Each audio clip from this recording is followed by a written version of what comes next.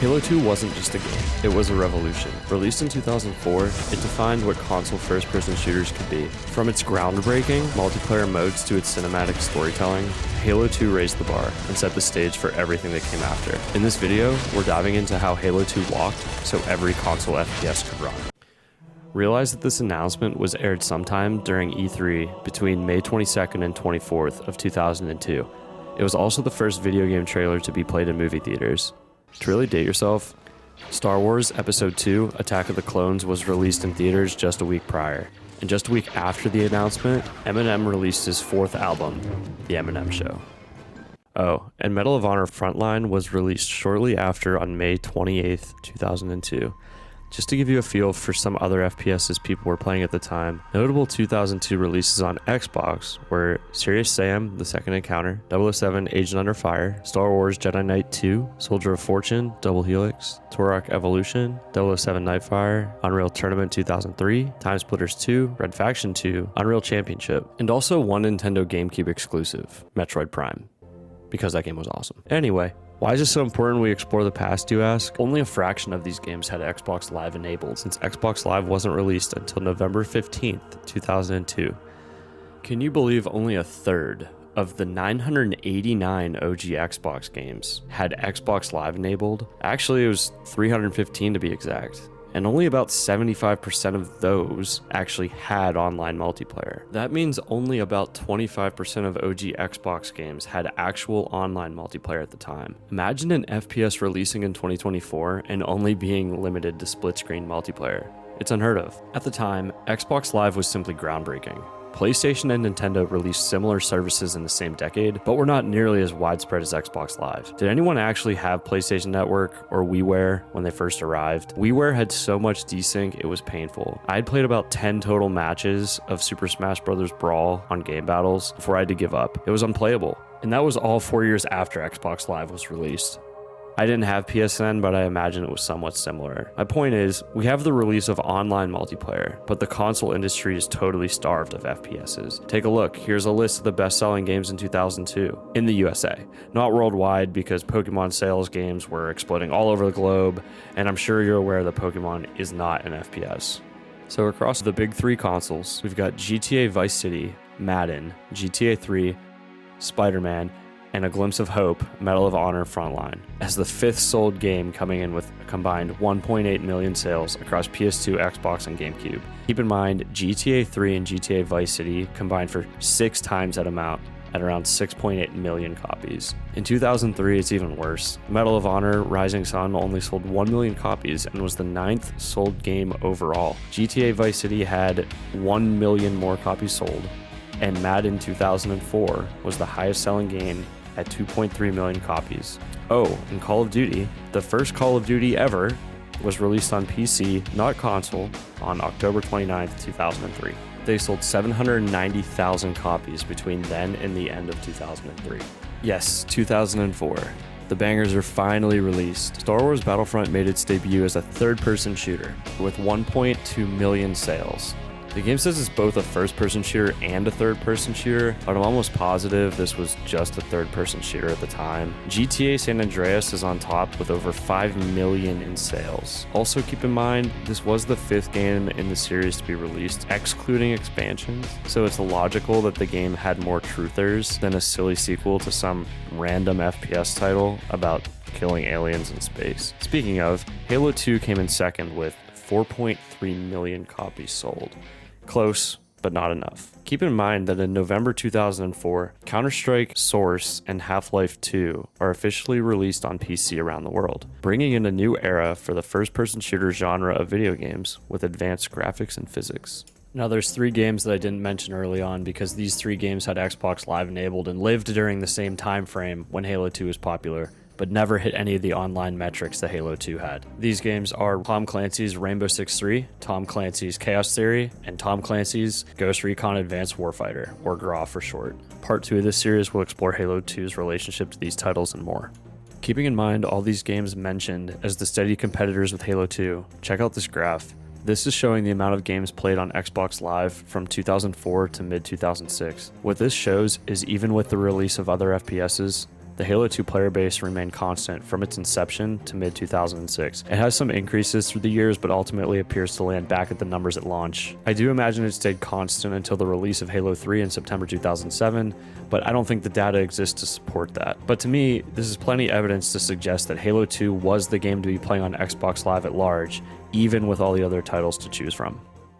Getting into the development of Halo 2, there's a video on YouTube called The Secretish History of Halo 2 by G4/Xplay, and it dives into the development, challenges, and iconic moments of Halo 2's release. It highlights how the game's demo, showcased at E3 2003, was both ambitious and misleading, as some features from the demo were impossible to include in the final game. The episode also explores the pressure Bungie faced and the pivotal role Halo 2 played in defining the future of multiplayer gaming, especially with its groundbreaking online experience on Xbox Live. The demo was actually built as a vertical slice showing features like destructible environments, dual-wielding weapons, and open-ended combat, but many of these things were cut from the final game due to technical limitations. Bungie had to rebuild large parts of Halo 2 from scratch afterwards. Despite these issues, the game revolutionized online multiplayer gaming through Xbox Live, setting new standards for the industry and console FPSs as a whole. Definitely check out the full Xplay video and sub to the Xplay channel. And if you're enjoying this video so far, please take a moment to like the video and subscribe to my channel, as I'm already planning a part 2 and 3 to this series. Halo 2 originally had a fall 2003 launch date which was not met. Allowed amongst executives, there was an extension to 2004. Ed Fries, the VP of Microsoft at the time, was basically like, nah fam, we are not doing 2003, that is ludicrous. But then Ed was kicked from the team and didn't even see Halo 2 launch. Even with that extension, Bungie had basically left everything on the field. Jason Jones, the CCO of Bungie at the time, was completely vaporized from this experience and pretty much was done making games in their entirety. He took sabbatical from Bungie, not knowing whether or not he wanted to continue making games. Ultimately, Halo 2 multiplayer was released super broken, and weapons were extremely unbalanced and overpowered. But without social media, it was difficult for people to complain and realize the issues at a large scale. But not all hope was lost, as the Bungie team was able to push out updates to the weapon mechanics and fix the misbalancing shortly after the launch. And yes, the BR just stayed OP from that moment forward. You're probably thinking, what were those groundbreaking changes anyway? Well, the first one is Xbox Live integration. This was one of the first console shooters to fully embrace online multiplayer via Xbox Live, popularizing matchmaking, voice chat, and multiplayer lobbies, setting a new industry standard. With that, you have matchmaking and the ranking system. Halo 2 implemented a skill-based ranking system which motivated players to improve their performance and provide a competitive edge to online play. This ranking system, based on ELO and TrueSkill 2, was the groundwork for the majority of ranking systems used today. More on that later. Voice chat, but more importantly, proxy chat. The bloody fucking that. Oh my god, if I die. You could hear the other team screaming and wailing every time you got a kill. Playing against these players and hearing their reactions was absolutely one of the greatest revelations to occur at the time. Clan support. Players could create and join clans, but really all this meant was an extra 100 friends. So you had 200 people that you could interface with. And back then, there was a ranked clan-specific playlist where you could only search clan versus clan. Vehicle hijacking. Players could hijack enemy vehicles mid-combat, adding dynamic strategies to vehicle combat. Sure, plenty of games had vehicles enabled, but none of them had a hijacking capability that I can recall. Usually you just had to destroy them with a power weapon, or get in another vehicle and destroy that vehicle with your vehicle. Dual wielding. In Halo, you could now have 2 weapons simultaneously, and this was a massive shift from Halo 1. Regenerating shields. Halo 2 refined the health system with a focus on shields, making gameplay more fluid and less punishing. No more health packs, anything of the sort. Map design. Multiplayer maps like Lockout and Zanzibar became absolutely iconic, introducing a balance between verticality, open areas, tight spaces, which contributed to the overall strategy of the game. We are truly just scratching the surface. All of these reasons are why Halo 2 went on to lead Major League Gaming events, with the very first televised gaming event aired in 2006 on USA as the MLG Pro Circuit, sponsored by Boost Mobile. Up until now, sure, there were video game tournaments historically for attempting to get the highest score on an arcade game or playing Street Fighter, etc., but nothing to the scale in the United States. And in the early 2000s in the esports world, StarCraft was huge in South Korea, Counter-Strike was massive in Europe, but USA had been lacking any particular team competitive video games up until Halo 2. This announcement wasn't met with overwhelmingly positive reviews. To absolutely nobody's surprise, this news was met with some hate, good, bad, a little bit of everything. When I was researching this topic, there was an entire page dedicated to so much flack for the US to even consider doing this. It took me about 40 comments of reading before I got to one that read, "Major step in spreading games throughout the nation?" ? Yes. There were 7 one-hour-long episodes that aired starting at 10 a.m. Eastern throughout the holiday season. Team Carbon, Final Boss, and Straight Rippin' were shown on every single episode. The pro circuit locations were Meadowlands, Dallas, Anaheim, Chicago, Orlando, New York City, and Las Vegas for the finals. Over $800,000 in prize money was given out during the course of the program. That's the total given to winning teams across all 7 of these mainstream events. But keep in mind, naturally, only a fraction of that prize money was given to the first place team. Meadowlands, Dallas, Anaheim, Chicago, and Orlando gave out $12,000 each per win. The New York City playoffs gave out $30,000, and the Vegas finals gave out $100,000. So if you totally swept the tournament, your team would have come home with $190,000 total. $190,000 in 2006 is the 2024 equivalent of $302,103.80. Divided by 4, assuming no coach, this is $75,525.95 is what you would get for winning all 7 events. Assuming a 40-hour work week, this is making the equivalent of $22.84 an hour in 2006 and $36.32 per hour in 2024.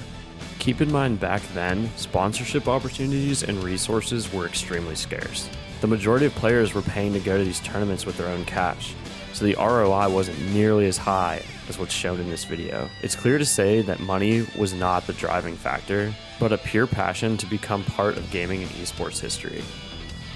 The scene was also dominated by elite teams like Final Boss, and the skill gap between casual and professional players was vast.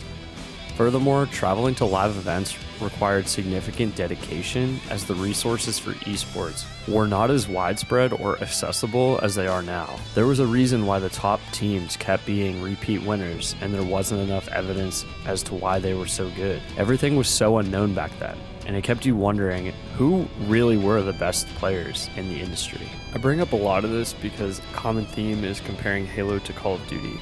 The first Call of Duty 4 MLG tournament was MLG Las Vegas 2008, which is a full 2 years after Halo 2 tournaments were up and running.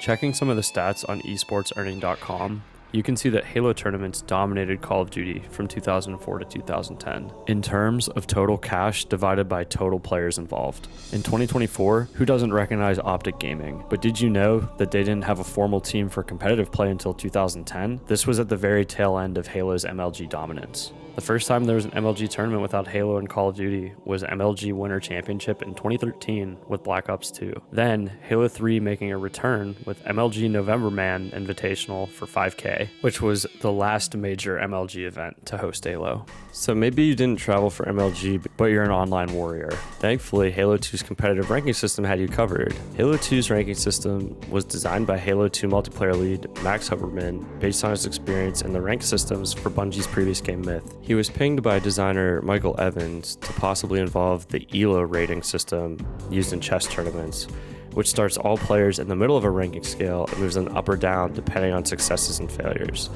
Overall, he hit the mark extremely well with little failures and relatively hassle-free until leaderboards were ransacked by hackers, which is pretty much the case for every single game in existence.